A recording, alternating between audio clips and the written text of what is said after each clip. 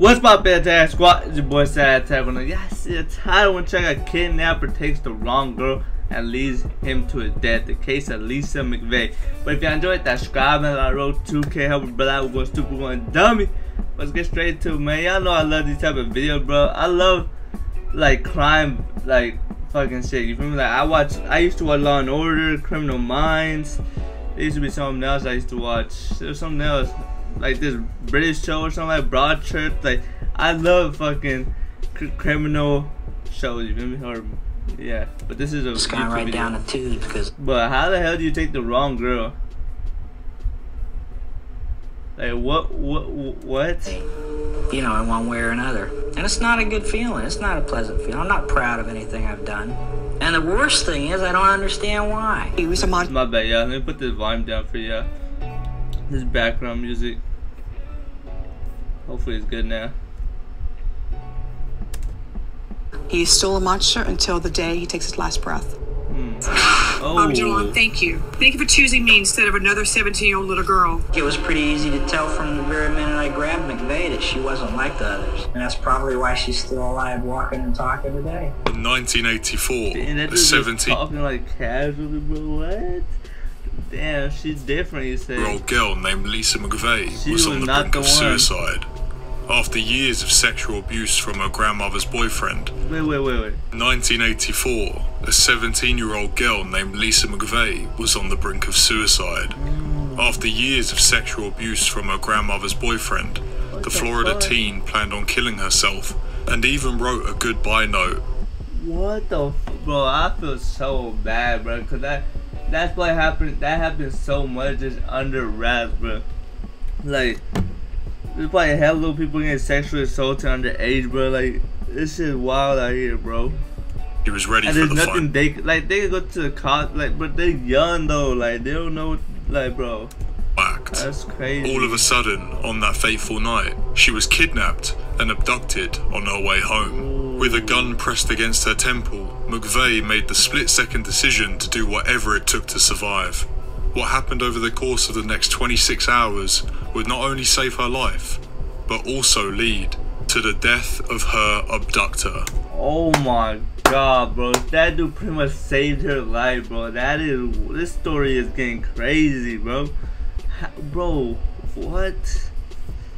That's what's Lisa up. McVey was riding her bike home from a double shift at a donut shop on November 3rd, 1984. I always took the same route on the way home. It was always dark, but it just seemed darker that night than usual. So I'm pedaling my bicycle on the sidewalk, but a car went by and blew the horn. And I'm thinking, that was kind of odd. Why would a car go by and blow a horn on the sidewalk? The exhausted 17-year-old pedaled past a church at about 2 a.m. I looked back to the church again, and That's scary. Did she say where she was coming from? But 2 in the morning biking, bro, I'd be scared. I know I was just yanked off my bicycle. It felt like 3 or 4 guys just jerked me off my bike to no end. McVey started screaming as loudly as she could until her attacker pressed a gun to her head. And then I felt the cold steel barrel. It wasn't the first time that someone had threatened the teen with death. Lisa lived with her grandmother in Tampa because her drug-addicted mother was unable to take care of her. As a result, she endured 3 years of her grandmother's boyfriend molesting. Bro, what? The story just keeps getting worse and like her childhood was fucked up, bro. Her mom was an alcoholic. Bro, she was getting molested for 5 years, bro. Like what? It just kept getting worse. It wasn't the first time that someone had threatened the teen with death. Lisa lived with her grandmother in Tampa because her drug-addicted mother was unable to take care of her. As a result, she endured 3 years of her grandmother's boyfriend molesting her and threatening her with a gun. McVey, who realized she no longer wanted to die, told her attacker, "I'll do whatever you want, just don't kill me." The man tied McVey up, blindfolded her, and threw her into his car. Ligatures on my wrists, ankles. She then searched for clues that might save her life. I don't know what made me do this, but I tightened my jaw. Whoever did tie the blindfold too tight, when I released my jaw, the muscles didn't make the blindfold loose. They worked. She used a small open space below the blindfold to size up the car, a red Dodge Magnum. "I watched a lot of crime shows," Lisa later said. "You'd be surprised about the survival skills you have when you're in a position like that." The abductor started driving. Terrified for her life, Lisa tracked the minutes passing, noted that they were driving north, and counted every step as McVey was taken inside. Oh, she's smart, bro. She's not even panicking. Like, she's like, oh shit, what the fuck? She even calculated, bro. She said she watched a crime show. I do it too, but in that situation, I'd be panicking, bro. But she over here, like, picking up every little detail, bro. Like, bro, she's smart. Apartment in Tampa. For the next 26 hours. And how old is she? 17? And repeatedly raped, tortured, and abused Lisa McVey. She felt certain that she would die at any moment. Before he kidnapped Lisa McVey, Bobby Joe Long had already murdered 8 women. He would go on to kill 2 more after his incident with McVey. However, her story does not end there. Bobby first began his crime spree in the early 1980s, using classified ads to find victims. After raping dozens of women, Long started killing them in 1984. Then in November, Long kidnapped Lisa McVey. While trapped in the killer's apartment, the blindfolded 17-year-old overheard the news report that she was missing. Nice. She choked back her screams as Long once again threatened to put a bullet in her head. Certain that Long would murder her, McVey pressed her fingerprints on as many places as she could in his apartment. Smart. I was putting my fingerprints everywhere. The vanity mirror, on the walls, to show the police I was fighting, trying to leave a mark, say, hey, listen, I was here. I was one of his victims. She did this hoping that someday the police would be able to use the evidence to catch her killer.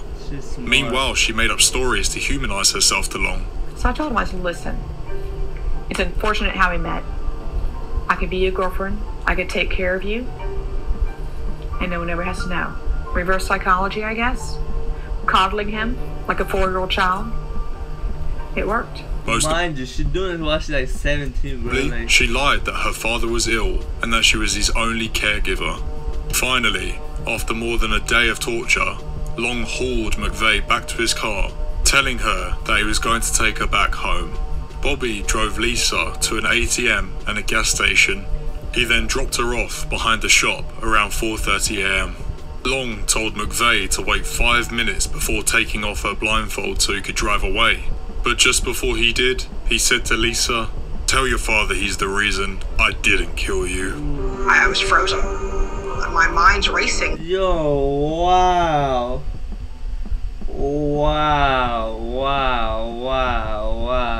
That is wild. Sure. And I would have took a peek. Once he would have gotten in the car and started driving up, I would have took a little peek to see.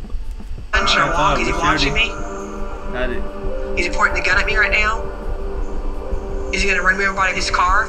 Lisa McVey ran through the early morning hours all the way back to her grandmother's house. When she arrived, through the early morning hours all the way back to her grandmother's house. When she arrived home, her grandmother's boyfriend began beating her and accusing her of cheating on him. Neither her grandma nor the boyfriend believed McVey's story.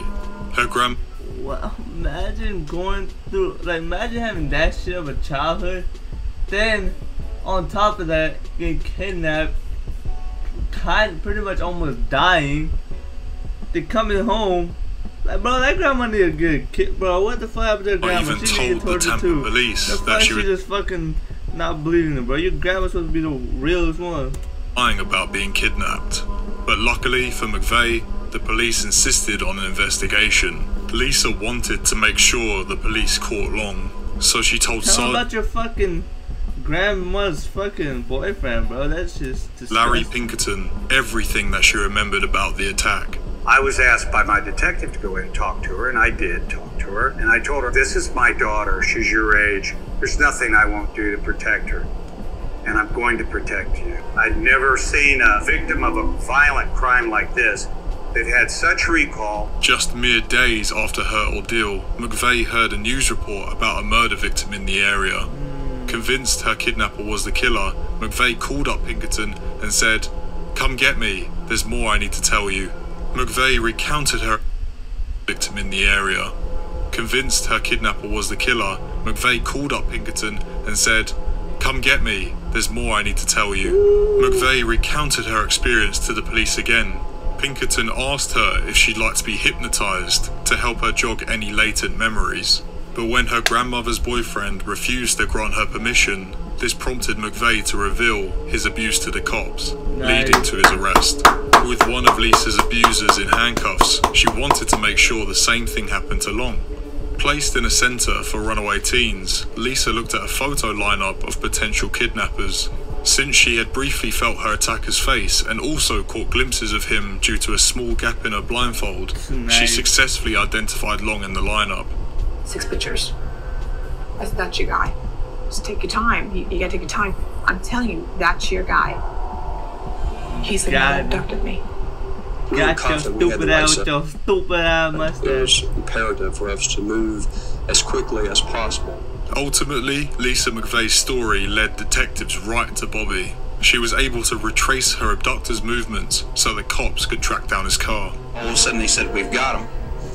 And they ran out into the parking lot. They handcuffed him, put him in the car, read him his rights. Late this evening, investigating officers from the task force have arrested and charged Robert J. Long. Unfortunately, the serial killer had managed to claim 2 more victims before his arrest. The next year, Long was found guilty of first-degree murder and sentenced to death. He eventually confessed to committing 10 murders in total. If I didn't do it, if I tried not to do it, I'd be okay for, a day, 2 days, but it wouldn't stop. This would go on until I did it. Then when I would do it, I'd be okay. A psychopath, bro. He needed to kill, bro. 1, 2 months, 3 months, sometimes longer. Sometimes a couple of weeks. Sometimes a week. And then it would hit again. As for Lisa, her life soon changed for the better. After she aged out of the runaway center, she moved in with a caring aunt and uncle and took up a variety of jobs. And then in 2004, she signed up for the police academy. She later joined the Hillsborough County Sheriff's Office, the same department done something with their grandma too, that had arrested her abductor. She went on to specialize in sex crimes to help other people and victims just like her. I'm no longer a victim. I'm a survivor and I'm a warrior. There's no victim here. As for Bobby Joe Long, he was executed. That's him. That's him. Warrior. There's no victim here. As for Bobby Joe Long, he was executed by lethal injection on May 23rd, 2019 at Florida State Prison. Lisa McVey not only witnessed the execution, but sat in the front row wearing a shirt that... Lisa McVey not only witnessed the execution, but sat in the front row wearing a shirt that read, "Long overdue." With that, she said, "I wanted to be the first person he saw." Let's go, hey, that's some savage. Hey, she is savage for that. Hey, let's go. She needed that closure too. But if you enjoyed that, subscribe and like road 2K help, brother. I'm going super good. Hey, yo, her sitting front row, saying long. Oh, she is savage for that. Hey, that's happy ending. Not happy ending because 10 people died, but good ending. Good ending. Let's go. We out. On to the next one.